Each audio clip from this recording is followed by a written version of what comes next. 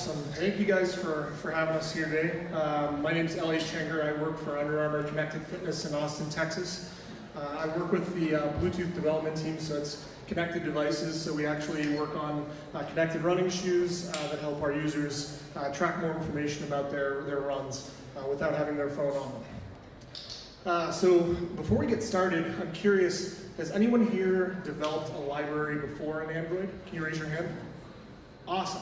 This is good. So hopefully some of this stuff will not be new to you. Hopefully there'll be a lot of new stuff as well, and maybe some things that you can find that will help with efficiencies in building future libraries.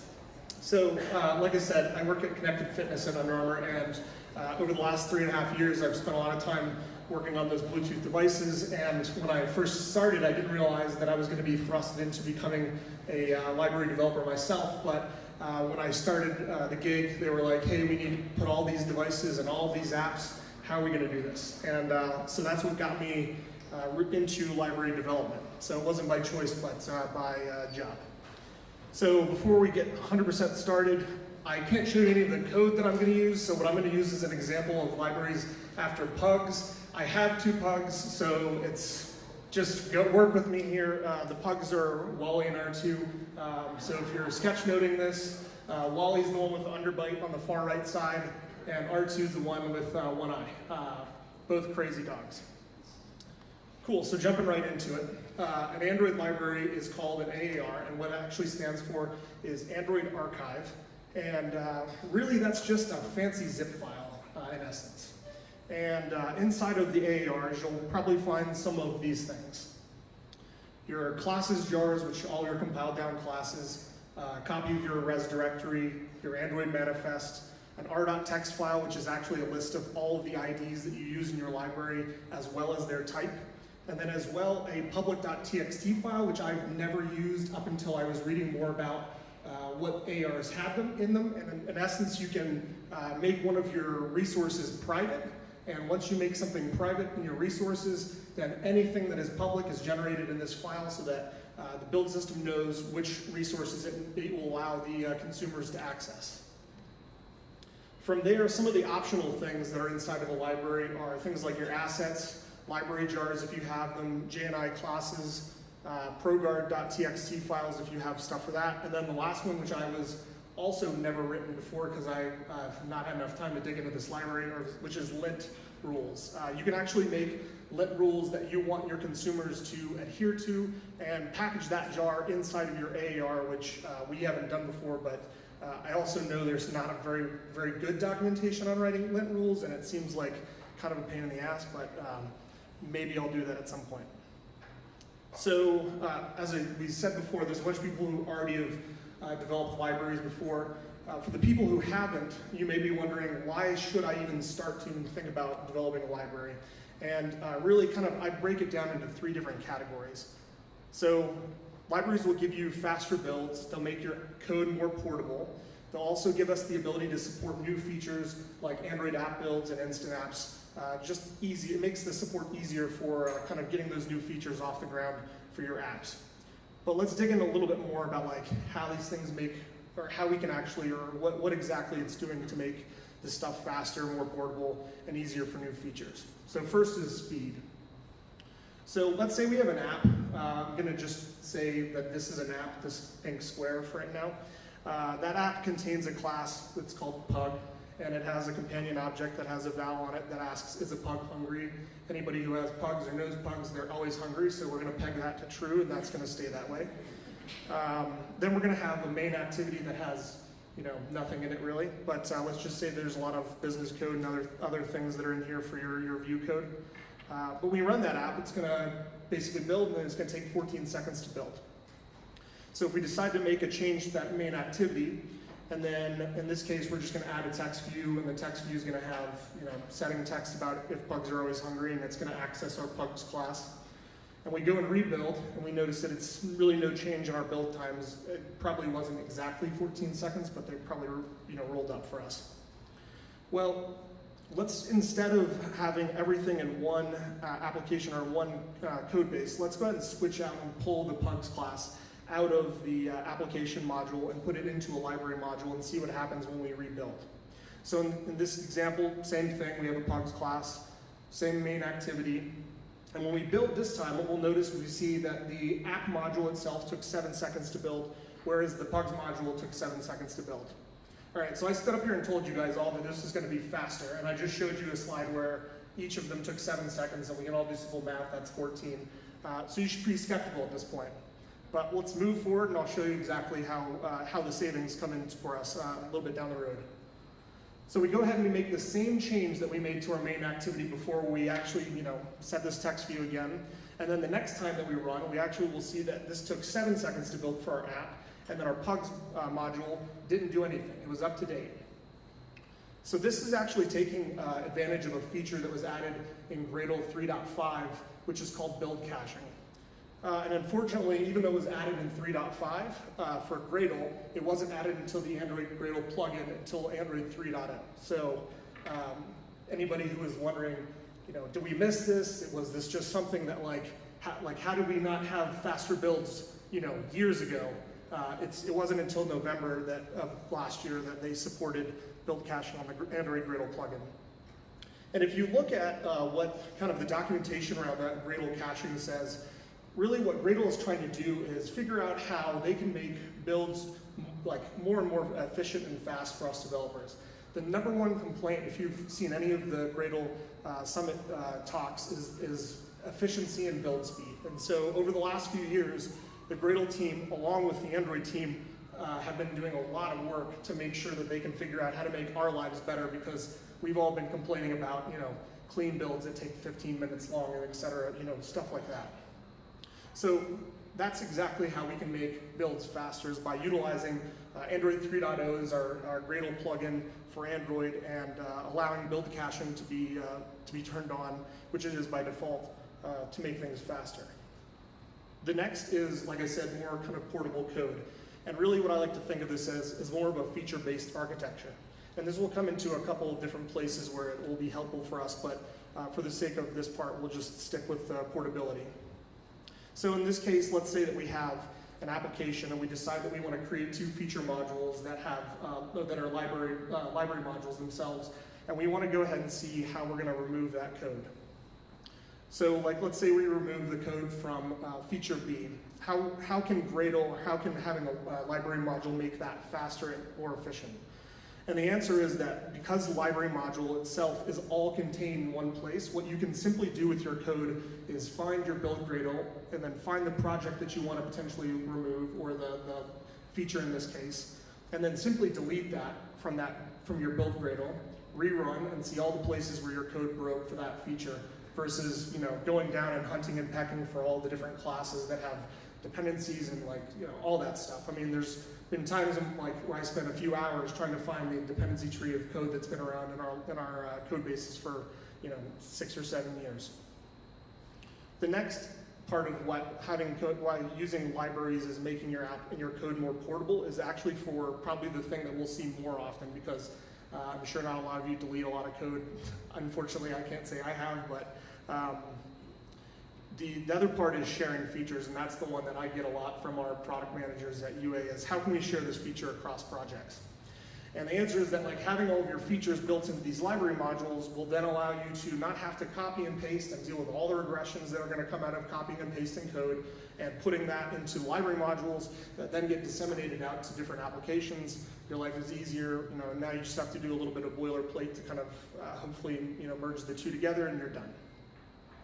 And then the last thing, like I said, was Android app bundles and instant apps. So I don't know if anyone's looked into this, but the project structures, when you include Android instant apps and app bundles, become a little bit more complex. They actually start to build their own modules for Android instant app themselves, and then also, if you want to use app bundles, you have to kind of put your feature behind its own feature module as well.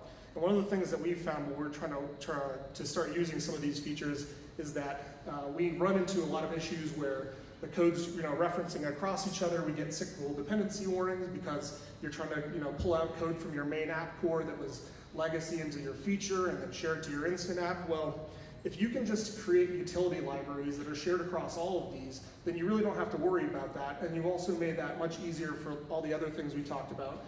making your build times faster, places that you don't have to change code very often.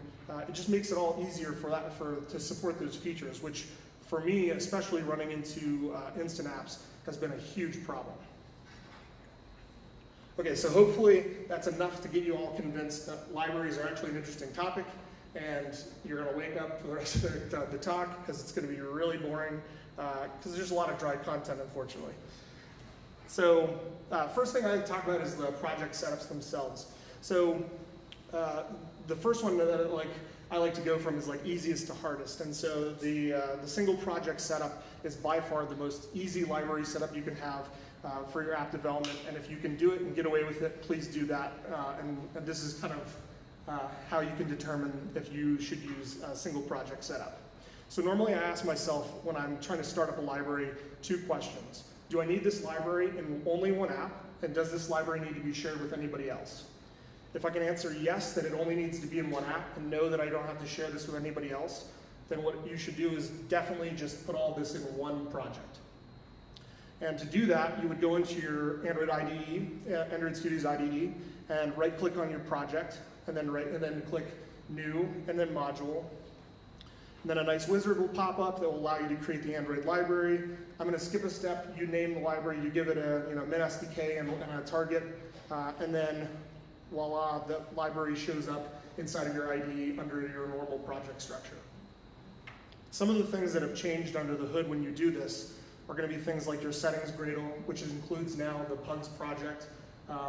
One of the things I also didn't know before I started, or kind of as I was transitioning, or I was trying to understand more of from the Eclipse days, if everyone remembers that, to Android Studio, is why Gradle and why Android Studio uses the colons to delimit. That's actually a path delimiter. So if you ever see this, think of that as a path that it's looking for. It actually helps a lot more when you're trying to do more complex Build.gradle files, because then it makes sense where everything is where everything is supposed to be looking for.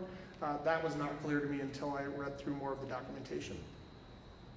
So yeah, as I was saying, they update the Settings.gradle file to include the project that now Gradle needs to track for builds. And then to include that in your app project, all you have to simply do is add the project dependency handler with the name of the project that you want to add, or the name of the library you want to add. So that's it. That's a single project setup. That's literally as easy as it possibly is for building libraries. And if you can be in that state, like I said, please do that, because from here on out, it gets more complex. Okay, so I said that one of the things I do is I normally ask the 2 questions. Can I deploy it in one app, and do I have to share with other people? So obviously the multi-project is the inverse of the single project. And what you'll notice about the multi-project is now not only do we have a whole other IDE project that we have to maintain, but because Android Studio does not like running by itself without a app project that builds and delivers an APK, you're probably going to have a test APK or some test app. What we've actually done is we use it as a test fixture that some of our QA teams use. So they'll take a Bluetooth core logic code, that sample app, and then they'll use that to do infrastructure and QA testing against some of our firmware and hardware. So we've actually figured out a way to make it useful for us. For some of you, it may not be useful, and it may just be a placeholder. And then once you have the 2 projects, the biggest question is, how the hell do you get the library into your application? And this is one that over 3 years, I tell you, every year I've had a different way of doing this. The first year, we did this. We took our AARs, which was, like I said, the output of your library project, and then we actually bundled those inside of our Build.gradle for the application that we're running. So in this case, I use a file dependency, and I say the location of where I'm using, in this case, beer. A lot of the other common examples are things that I use were stuff that was around me. So at this point, I have beer around me. So at one point, I was watching an F1 race. Cars get brought into it. Just work with me. So sometimes people actually do this a different way. Sometimes people actually pull in the flat directory, and they will say, take this entire directory path, bring this in, and then they kind of hack around the actual implementation or dependencies for Maven dependencies, so that it says, hey, you're looking for this specific thing with this extension. That's a more hacky way. The files way is probably the best way to do it if you look kind of through Gradle's documentation. So after we've gotten the AAR in there, we'll go ahead and run our app, and all of a sudden a bunch of, we get an exception, a bunch of code gets spit out, and everyone's not happy. And in this case, you'll see the no class def found error was thrown, and it's because it's looking for a class called Timber. And if you debug it, the thing you'll find with debugging AARs is they don't attach any of the source code, so what you'll get is a bunch of compiled down code like this, which is a problem we'll talk about in a little bit as well, and how we solve that. So what was missing here was that, as I said before, AARs contain a bunch of things. They even contain the libraries that you would build that are just jar libraries, but what they do not contain is a copy of all of your dependencies. So what that means when you use an AR as your first source of building multi-project setup is that you're going to have to find every single thing that you depend on and make sure you copy that into every app that you want to implement in your applications. So as I said, it's like super easy to use. You can build an AR, you can quickly see the changes. However, copying over library dependencies is a giant pain. Also, the other thing that we didn't show because it's kind of hard to show on like a presentation like this, to do the development and debugging, you'd actually have to switch between both of those projects, and that that sometimes Android Studio will ask you to reload things. You can chew up a lot of memory that way, so you can see that Android Studio will just crash on you randomly. The other thing to note we didn't talk about was that if you are using AARs and you're putting them directly in an applications repo, the other part that will actually start to be a huge problem is your Git repos will balloon. Mostly because if you don't turn on Git LFS, if your repos don't support that, or if they do support it and you just don't have it on, because Git's going to have to track every single dependency that you change. So if you change them frequently, those ARs will just balloon your entire repo size. So there's as I said in my abstract, there was like an entire section before I wrote this abstract that I had about like how much I hate Git submodules. That's where this would be, so I'm just going to skip over all of my hate for Git submodules and then jump straight to the thing that like saved us and saved the day for us, which is Gradle Composite projects. So this is another thing that Gradle has had for a long time for the Java development community, but only the Android tools community has been able to merge that in since November of last year. So newer versions of Android Studio, I think it was 3.0, I can't remember exactly, but that was one of the first ones that truly supported Gradle Composite projects. And what that does is it actually takes a local project that you have, so another library module that you build, and it pretends as if that library is built inside of your application project and merges all that stuff for you without having any ramifications anywhere of anything else. No increase to build time, and then also for people who, the other important part is for people who don't want to actually build those libraries, there's a way for you to actually turn that off so that people who don't care about rebuilding libraries and taking all that time to rebuild them can just get the dependencies that were provided from a Maven repo. So to do that, what you would do is in your Settings.gradle, and as you can tell, the Settings.gradle is like very critical part of informing Gradle of all the things that you want to build. You would add this include builds block, and in the includes builds block, you would add the dependency substitution, and then from there you would basically tell it the Maven dependency that you want to replace, and then the project inside of what you're including that you want to replace it with. The one caveat to that is that it has to be a Maven dependency. Unfortunately, local ARs do not work. I don't know, it's probably more based off of how it's dealing with the configuration dependencies, but I haven't really gotten a clear answer. Honestly, also it's easy to set up a Maven dependency repo, and I can show some ways in a few minutes about how to do that locally so that you don't have to worry about even standing any of that stuff up remotely. Yeah, so just realize you can't use ARs when you want to use composite builds. And once you do that and resync your files, what you'll see is actually both of your projects now live inside of that one app project that you want as basically looking like they're children of the exact same project. But if you look at the path directories for them, both of them are different and point to the path directory that is explicit for that project itself. So like I said before, this is a great thing because you don't have to turn it on for all of your development teams. If you have a team that focuses purely on a project or on a product and not on a library itself, you can have the includes build block not in there, or you can have some kind of trigger. We basically have set up this external flag that someone sets on their machine so that basically reads on the machine, asks if they're a developer for libraries, and then turns on that block for them inside the Settings.gradle. It allows you to change and debug all of the app across all of your libraries and your application in the same project. And as we talked about prior, with ARs, you would just get the compiled down code, which a lot of times is nonsense. So it would, this is effectively saving you the time of switching over back and forth and having to do that hand holding to just figure out what's going on with some of the bugs that you're trying to track down. Also, you don't have to do major modifications to your library project. If you were using Git Submodules, you'd have to do a lot of project, guarding against what the parent project is. This was, a handful of lines in one file, and then that's pretty much it. It was that simple.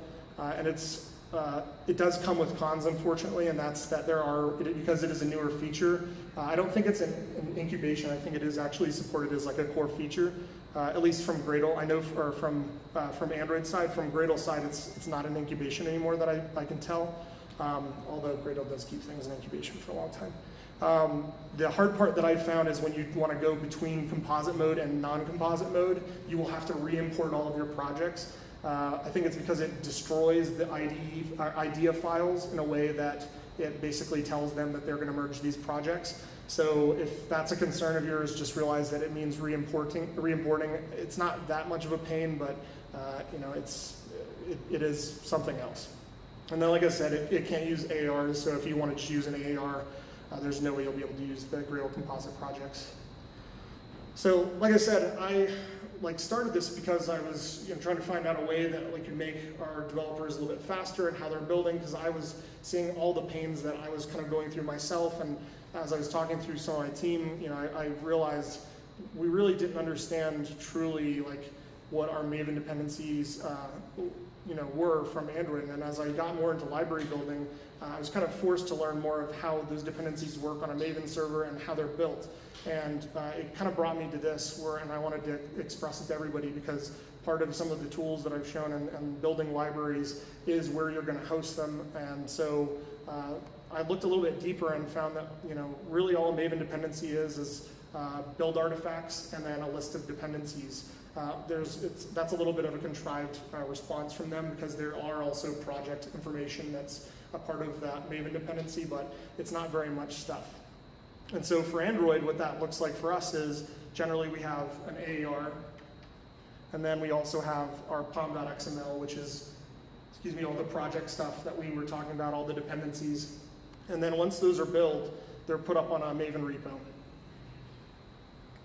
And all of us have seen this, but when I moved over from the Eclipse world to Android Studio world, I was moving from Ant to Gradle, and Gradle having Maven dependency support. I really was unclear what these things were. In essence, it breaks down to a group ID and artifact ID and a version. These are all things that are necessary for you to build your Maven dependency and host that. So then, how would you actually create that Maven dependency to go and push up if you're a library developer? Well, in the past, you would probably, if you Google this, you'll probably find Chris Bain's blog post from 2014 talking about the plugin that he made, which was incredibly helpful. And one of the things he noted in there was that Gradle at that time was working on their own Maven publish plugin. And that's actually what we use in Under Armour, because it's since 2014 come out of incubation and been a lot more robust in what it can handle. So next we'll go and actually talk about how you would build your dependency for Maven so that you can actually share this either locally or on a remote server. And your Maven dependency building will look something like this. You will have a publishing block, a publications block. Both of those are just accessing the DSL for the Maven plugin itself.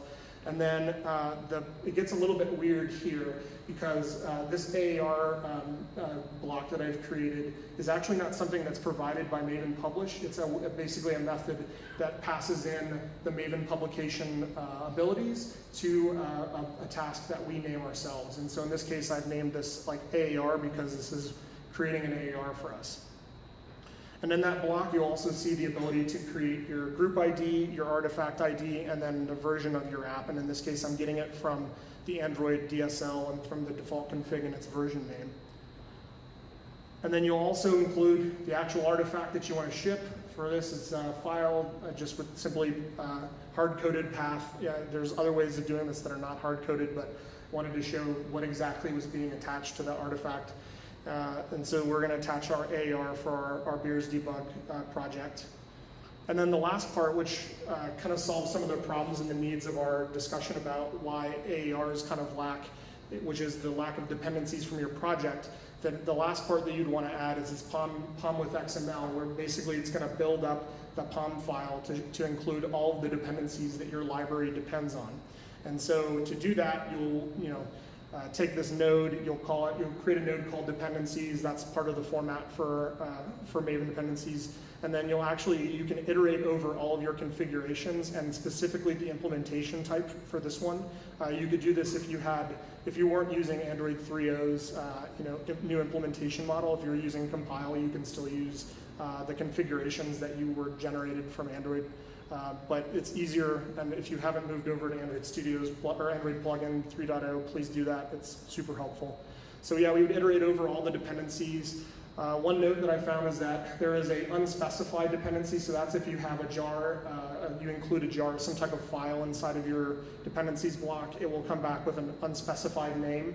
So we want to include or disclude the unspecified AARs or dependencies, and then the rest of it is just building up the exact information so that the POM file knows and can tell the Maven dependency where, or specifically Gradle, where it can find all of the dependencies that your library needs. So, as we know, most dependencies that we get from Maven are all on some remote repo, and so how would you actually do this if you don't have a Maven server started up? We're fortunate that we have an entire infrastructure team that helps do that stuff for us. But I know that some people work for smaller companies that don't have that ability, so you have to do that yourself, which sometimes means going and asking more money, which is tough sometimes. So you can actually do that locally. You can create a Maven. You actually don't have to do anything, but you can utilize the local Maven repos that are on your machine from just using Android Studio and using Build.gradle or using Gradle builds to begin with. And the Maven publish plugin actually gives us a task that allows us to publish to that Maven local repo on our machine. So if you use that task, you're going to see after building all of the general output saying that it ran its thing, and then the output of that task actually is going to go into your root folder. That's our user's root folder under a .m2 file, and specifically the repository that you're looking for will be named the exact same thing as your artifact ID and group name, and then version. And then inside of that folder or directory, you'll see the binary file, so our AAR, and then our POM file. So that's all local, and that's something that you can actually point to. And to point to it, you would just add in your repositories block the Maven local dependency handler, and that dependency handler will then allow, anytime when Gradle builds, the ability to look through that Maven local folder for any of the dependencies that it may need to fulfill. I still really don't like that you can't tell Gradle which dependencies you want to look from where. That's a different fight for a different day.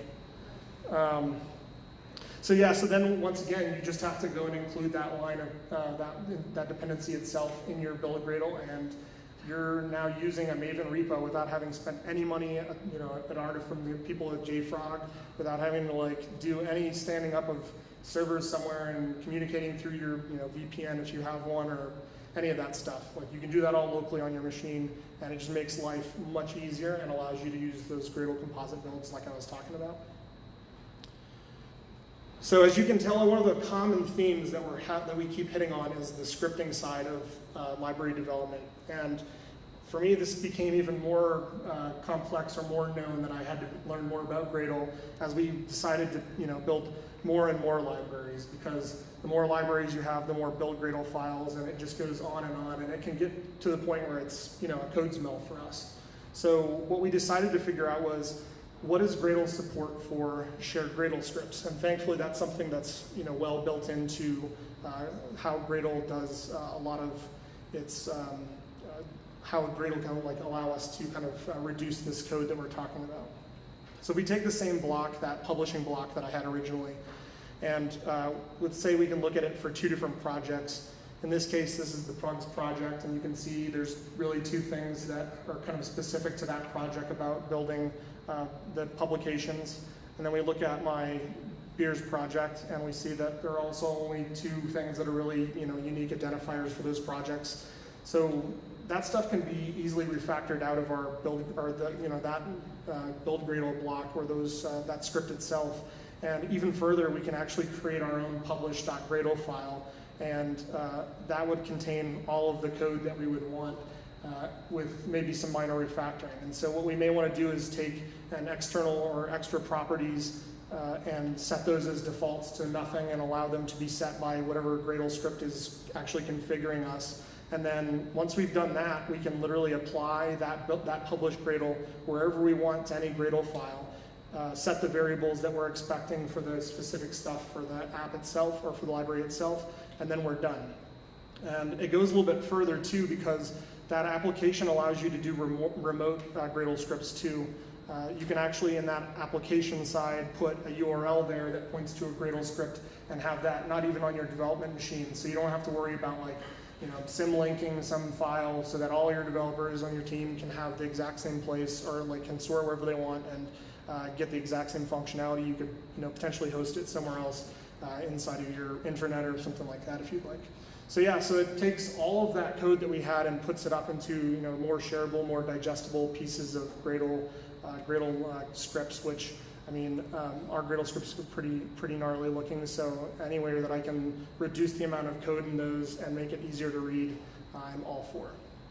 And during this process, I'd like to note one of the things that if you guys have not used before is the -- profiles option for Gradle builds.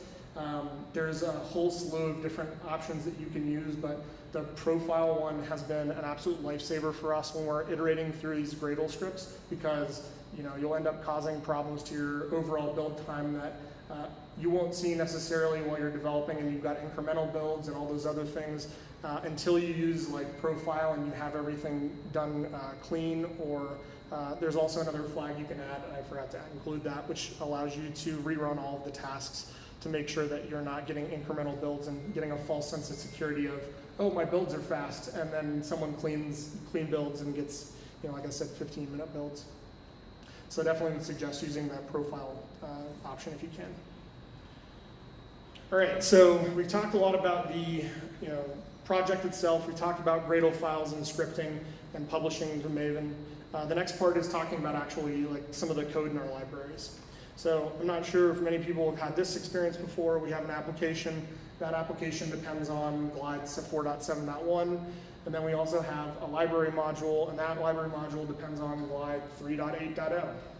Okay, so in this situation, Gradle is going to try to do as best as it can to figure out what dependency to use, but normally in its resolution strategy, it's going to pick the newest dependency and then just think everything is going to be okay and try to rerun everything.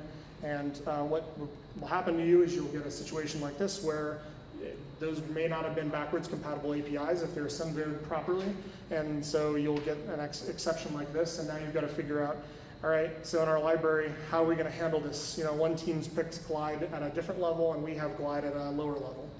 So, skip that one. So the question that we ask from a library team perspective all the time is, do we really need that library? And almost always we say yes, but do you really need that in your library? And the answer is not necessarily. So what we utilized was the command pattern, and actually I kind of tweaked it a little bit to say I think it's a little bit better to understand for this usage as the deferred responsibility pattern. And this is going to help us to say we're not going to include as much libraries as we can inside of our libraries. We'll let our application developers decide what they want to use as long as it's under certain terms, and then we'll let them pick those things and then give us back the utilities that we need. So how we do that is we'll create an interface in this case, and that interface is app utilities, and it gives a var of image fetcher, so it's something that could be set or get on that. This is going to be created by our app side and then dependency injected into our library, either the module or the classes specifically that need it.